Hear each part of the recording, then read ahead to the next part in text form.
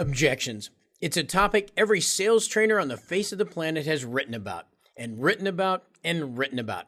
Yet for the most part, they only talk about the objections you get during the sales process when you're closing for the sale. We all know those objections. I'm not going to list them all here because basically you can bring all objections to closing a sale back to value, need, or money. But what most salespeople forget and don't prepare for are the objections that show up in places different than the places where they're supposed to. What? How about that appointment you can't set? The partner you can't get to come to a meeting? Yeah, those objections. So here's the deal. These types of objections generally occur at the top of the funnel where we don't see them as objections in a form we're used to dealing with. Let's go a little deeper. What are they actually objecting to here in this part of the sales process? It's not you. They don't know you. It's not your business.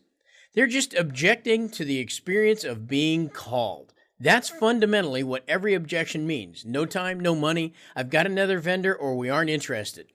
All of those just mean I don't feel like being called.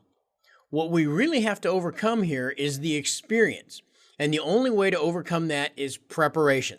Objections at the top of the funnel only mean one of three things. I'm not listening. I'm listening, but I don't get it. I'm listening and I get it, but I don't see the value. Three completely different things to prepare for before you even pick up the phone or send the email.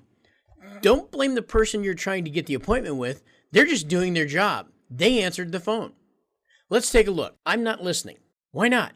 Because you, dear salesperson, haven't given me any reason to. And at the moment, you're just another vendor. And I've got hundreds of vendors, all with the same promises. And I've got ADD, and I've got a 1 o'clock tea time, and I have to update Facebook and tweet that I did so. And most importantly, nothing you've said so far sounds like anything of value to me. We have but a small amount of time to prove our worth for them to buy us. Do you buy that? I hope so, because it's the truth. Let's look at the second one. I'm listening, but I don't see the value. What they are telling you is, I hear you talking, but you're talking about you. I don't care about you. I care about me and how I'm going to improve what I'm doing for my customers, if they get that it's not about them. Or, I care about me and how you fill in the blank, make more money, solve a major problem I'm facing, improve an aspect of my business. So how does you talking about how great you and your company are help me do any of that? No wonder I'm not listening. Here's one way of handling this one. First, if you're talking about you and your company, you need to shut up, reset your mechanisms, and start again using client voice. We talked a little about that in the last video. And then you want to use the tenets of verbal judo.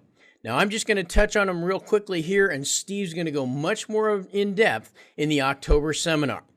All right, the 4 tenets of verbal judo. Listen, empathize, and repeat. Use client voice. There it is again. Redirect. As an example, you're talking with a customer. Bob, I'd imagine you're very busy, right? Why, yes, I am. That's actually why I'm calling. Last week, I was talking with Dean down at Harrison Kia. He mentioned that they have a good way of doing aftermarket sales of vehicle protection plans. He decided to use Protective's direct-to-consumer program to market to his customers. And as a result, he now gets a check in the mail for doing nothing more than allowing access to his DMS. I thought you might have some similar needs as well. Can we open the calendars and find some time? Fairly easy, right? So, here's your challenge and your reward. In the comments section below, break down the role play and identify the 4 parts of verbal judo.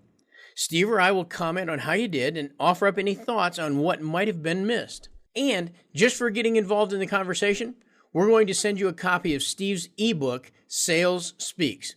So, challenge yourself. It doesn't matter if you get it right or wrong, it just matters that you get it.